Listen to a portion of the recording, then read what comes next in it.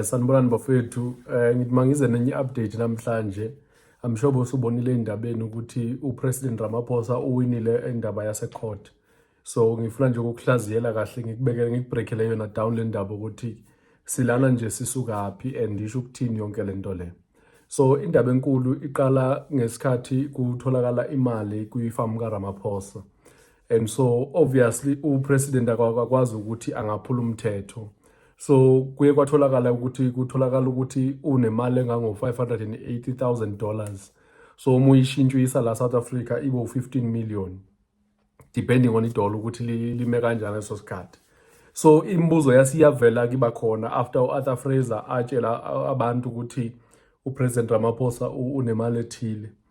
And umbuzo oqala wazi ukuthi imali iqhamukapi nokuthi ngabe wayireporta yini kwaSARS ukuthi kunemali ethile nalokuthi ngabe ngesikhathi sitshontshwa kwaphindwa ureporta yini washo ukuthi impulahlekelwe imali nanokuthi njengopresident akazange asebenzise yini impahla kagovernment ngendlela ebenefitisa yena as uRamaphosa because ayikho emthethweni into kanjalo. So now that sibona ukuthi uRamaphosa kungenzeka ukuthi uphule umthetho, abantu abaningi base baqala iprocess yokuthi kumele uRamaphosa abanjwe abe accountable for yonke leyo nto leyo. So indaba yakhe yasiya emthethweni ukuthi masiyobheka emthethweni ukuthi kwenzakalani. And umthetho ke odila nepresident usection 89 womthetho esisekelo wethu. That's why bethi kwabe secreatwa icommittee ekuthiwa section 89 committee. Why benza lento leyo? It's because le mthetho leni yasho ukuthi uma upresident nifuna ukumsusa kumele kube kanti ukuthi uphule umthetho or ukuthi ukuziphatha kwakhe akuzange kube kahle nanokuthi akwazi ukwenza imisebenzi yakhe as upresident. So lapho asikakabheki ukuthi uguilty or wathi sibuka nje ukuthi umthetho uphulileni. So bathe mabebuka ke eParliament babona ukuthi ngazothi khona into ekumele yenzike la. So ngokomthetho usection 89 uye athi ke manje if niyasola ukuthi ngazothi insolo enough ukuthi ningamphenya uRamaphosa kuzomela ke ngokomthetho kwa89 nikwazi ukuthi nithola ithimba labantu abangachemile, labantu abangeke bathatha iside, abangayo ANC, abangayo nix. So kwasekuselectwa amajaji amadala ukuthi mawake eze ngaphambili azofoma le team ekuthiwa i-independent panel okusho ukuthi abantu abangachemile laba. So labantu abangachemile ke base bahlangana ke babheka ukuthi ngabe ngempela kwenzakaleni kule ndaba. Babheka istatement esesenziwa uRamaphosa okuye kubizwa ngokuthi affidavit, baphinde babheka ukuthi nezinye statements abanye abantu abangabufakazi nestatement sika Arthur Fraser nezinto ezireportwe imedia. So abantu babebheka kuyo yonke lama report babona ukuthi kunobufakazi obubonakala ukuthi kungenzeka ukuthi upresident kumele aphenywe. Abathi upresident uguilty but bathi ngalobufakazi esiphethe sibone ngathi iyavuma ukuthi upresident masimphenye. Yilo bufakazi okubizwa ukuthi prima facie evidence or prima facie evidence lokuthi bukhona ubufakazi obusinika igunya lokuthi siseshe. Akubona ubufakazi bokuthi sithi upresident usetholakale necala, cha ukuthi sithi ku-enough ukuthi singamsesha simphenye. So kwathathwa leyo report ke etholwe ile independent panel now that sebasechile bayithatha bayisa kuphi eParliament. Uma ifike eParliament umthetho uthi kumele ke mase ifike eParliament bese kuvulwa enye ikomiti esibili ezobe siphenya ngale insolo ezikule report. But iParliament ayizange yenze leyo nto le. iParliament ivele yathatha le report yathi makuvotwe ukuthi sithini thina. iParliament yavota ukuthi uRamaphosa akanacala, of which benza into engekho emthethweni because umthetho awusho ukuthi votana, uthi ivulane lenye ikomiti ke manje lizodila nale report esuka ku-independent panel.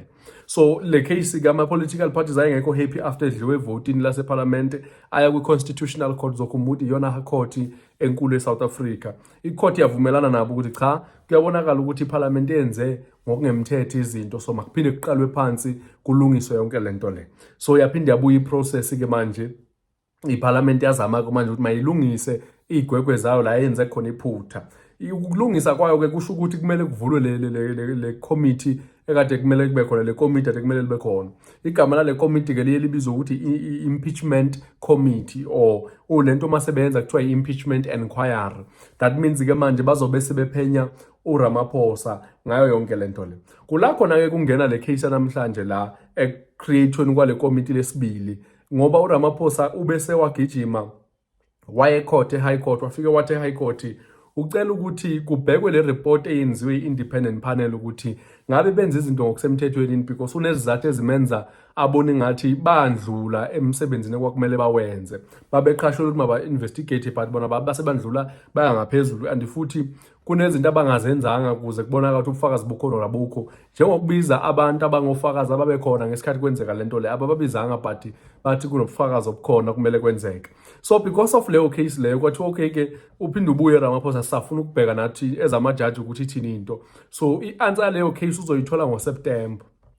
So while yenzeka lento le iParliament or labantu abaku-impeachment committee decide ukuthi ngeke balinde lo September bazoqhubeka nale committee lesibili ekuthiwa impeachment committee bephenye uRamaphosa.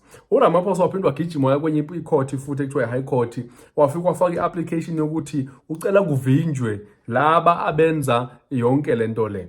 So kwase kukhulunywa yonke leyo nto leyo ke manje ukuthi uRamaphosa kule court wayekhala ngokuthi uma yenzeka yonke lento le uzolimala and uzozithola esesafarishe ngathini igama lakhe lizobe selidicilelwe phansi kutholakala ukuthi kanti le report wrong. So kubhetha ukuthi makuqale kuziwe le court ezodibana naye ngoSeptember kube yiyona ekhuluma and then after leyo court bese ke laba bayaqhubeka mangabe icourt imlahla but mabe icourt ingamlahli kuyomele bambe. So usaba lento ukuthi bazoqhubeka icourt ivumelane naye kodwa uselimele isithunzi sakhe sesidicileleke phansi. So because of leyo nto leyo ke uRamaphosa wasuye ecourt. So namhlanje icourt bese yavumelana naye ke uMatamela ngokuthi cha siyavuma ukuthi ngempela ake sizame ukulungisa le part. Now abantu abaningi bayalwa ke kule ndaba because they are not happy. They were expecting ukuthi ke mhlawumbe uRamaphosa icourt lizamlahla livumelane nabo. And we need to be honest la because ngokuyibona kwami I'm not saying illegal expect angiyenzanga ilaw but ngokuyibona kwami ngifuna nje ukwenza example ngoKhethi Matlala. uKhethi Matlala last week Wednesday bekumele ngabe ufikile kwiMadlanga Commission wafika vele mase kumele akhuluma uKhethi Matlala raise issue yokuthi if ekhuluma kuMadlanga Commission lento izohamba yomshaya kuphi ecourt on Monday kule Monday lesindlule kuyo. So ngenxa le nto leyo bese baya postpone ukuthi makaqale ecourt ndeneze kuMadlanga Commission after lapho. Now usesifikile ecourt uyakhuluma uzothi mase eqedile ecourt bese abuyela kuMadlanga Commission. Now why ngifaka le example le kuRamaphosa is because uRamaphosa une-court case naye ecishe ifane kaMatlala not ngokwesenzo but the fact that une-case ekumele ayiphendule kuphi e-high court ezoba ngoSeptember. Now aphinde abe nenye case futhi so lama case awuthuka nje icourt ayikwazi ukuthi ingahamba ngama case awuthuka kukhulunywa into eyi-1 ngapha or kukhulunywa into ngapha engaphinde ichaphaze i-affecte iy'nqumo zalaba. So kumele icourt eyodwa kule lama court awuthu ibuye ngaphansi ukuze kuqhubeke enye. Now ngisho ukuthini ngalento leyo uRamaphosa if le court namhlanje bithe kuye no wrong mayiqhubeka impeachment iqhubeka impeachment uma kufika le court yesibili ithi cha vele benza iphutha ngendlela abamsesha ngayo Ramaphosa. That means yonke le committee nalomsebenzi wenze kumele uchithwe wonke kuqalwe phansi kuyobhekwa i-independent panel entsha iphinde yenze umsebenzi iqale phansi. So le court ithi cha masithi nina imandi nina commission of inquiry nina impeachment committee ake nime kancane so that silindele ya court kube yiyona decider. That's why even nalama judge bewangavumelani because uRamaphosa namhlanje uthole lento ekuthiwa i-split judgment lokuthi kunama judge avumayo kunama judge angavumi. So la avumayo athola ukuthi ngokwenamba maningi so that's why kuwine wona kwaluza laba banye. So that's why ngithi mina in a way le case yenza sense because bekungamelanga ukuthi ama-judgment ahamba oyithu kanje akumelanga ukuthi besaphikisana kanti uRamaphosa isithunzi sakhe sesithathiwe sabekwe eceleni. So because of yonke ke lento lena ke iyenza ukuthi ke size sifike kule sinqumo sanamhlanje ukuthi uRamaphosa awine. Njengoba bese wini lisho ukuthini ke manje isho ukuthi impeachment committee le committee esibili ade ngikhuluma ngalo eselenziwe lizomela lime ke manje njengoba limile kusho ukuthi kuzobese kuqhubeka leya case yase court and after lapho iyo dependa yezo decide ukuthi into ihamba kanjani from now on. If uyadlula uRamaphosa it means le committee izobe siyaqhubeka nje imisiwe manje. That's why le judgment ekhishwe namhlanje ibizwa ukuthi i-interim judgment, that means i-judgment temporary akeke apply next year i-apply nje just this year kuphela until le court yesibili decide. So after yonke lento ake sithi naku kuyenzeka ku Ramaphosa uyadliwa kule court, icourt ithi cha, independent panel iyasebenza umsebenzi omuhle, wena ziyakukhalela. Into ezokwenzeka, impeachment committee izobe siyaqhubeka bese iyamphenya uRamaphosa. Uma imphenya uRamaphosa izobiza ofakazi abantu ababekhona ngesikhathi kugqekezwa lapha ePhalaphala, nabantu abasolakala ukuthi babanjwa le mali bazobe khona nabo. Kubizwe nalomfo othi wayezothenga uyowanika uRamaphosa le mali. Kubizwe nje bonke abantu ababethinteka no-Arthur Fraser bezoletha ufakazi babo, then impeachment committee yenze nayo into yayo. After benze yonke ke lento leyo lizobe siyathathwa le report. Uma sebeqedile kuyothatha isikhathi nako lokho. Uma sebeqedile bese iyathathwa i-report iyiswe eParliament. Mayifika eParliament kula khona ke manje kuzobe sekuthiwa ake siyivoteni, of which ke ila ngiphinde ngithi khona le process lena uRamaphosa usengayiwini, because mabefike bevota laphana ekuvoteni kwabo iParliament inabantu abawu-400, and kule 400 we need more than 200 yabantu ekumele bevote ukuthi uRamaphosa makasuke. Bangobantu abo bantu, sikhuluma nge-DA la, sikhuluma nge-MK Party, EFF, nje wonke lama-political parties owaziyo eParliament. But you need to understand something ukuthi uRamaphosa la baya-benefita ngokuthi uRamaphosa abe upresident. So if baya-benefita ngokuthi uRamaphosa abe upresident, bazofuna into aphume, and makaphuma kungena ubani. Because if uyabheka umuntu ongangena ku-ANC uPaul Mashatile, and we know so far ukuthi uPaul Mashatile abamthandisisi kahle labantu bamabhizinisi nani, so baprefer uRamaphosa over uPaul Mashatile. So i-DA and engayidecide because i-ANC yodwa ine-numbers ezilapha ku-150 something yabantu abaseParliament. So already ine-numbers eziningi kakhulu, idinga nje i-numbers mhlawumbe ezingaba lapha ku-60-70 bawine lento. So even if kuthiwa kuyavota ukuthi uRamaphosa makaphume eParliament, kuyoba nzima ukuthi kutholakala ivoti elimkhiphayo eParliament, because if uyabheka i-Patriotic Alliance ka-Gaten McKenzie isada noRamaphosa. I'm sure na usumbonile uGaten McKenzie ukuthi excited njani ukuthi abe yiminister. So I don't think ukuthi angalwa ekutheni, because ukusoka uRamaphosa that means ngenzeka luza ngisho iposition laphana. I-DA nayo they enjoy ama-blue light manje, and if uyabheka manje kunoqhekeka okukhona ku-DA ngenxa yokuthi bonke bafuna ukuba ama-ministers, bafuna ukuba yini. So lento iyasibonisa nje ukuthi i-complicated le process le, because ifaka ukuvota phakathi. If ibifaka icourt ibizobheka ubufakazi, and then mayibona ubufakazi bu-enough imsusu uRamaphosa. But in this case asingi ngama-court, siya ngamavote eParliament ukuthi ubani ozovota ukuthi kutheni yonke lento le, of which I think ke ukuthi i-disadvantage to abantu abaningi. So njengoba ngisasho ukuthi i-DA izofuna ukuthi ivote uRamaphosa ukuthi angahambi, or if iyavota ukuthi ahambe izoqala ibheke ukuthi ngibani ozongena and ubathembisa ini bona njengoba bekwi-Government of National Unity. Because i-DA isaba kakhulu lento ukuthi if bayasusa bona kuzongena i-MK Party ne-EFF ku-government, then bona babe ngaphandle, and from lapho sizobakhalela kakhulu.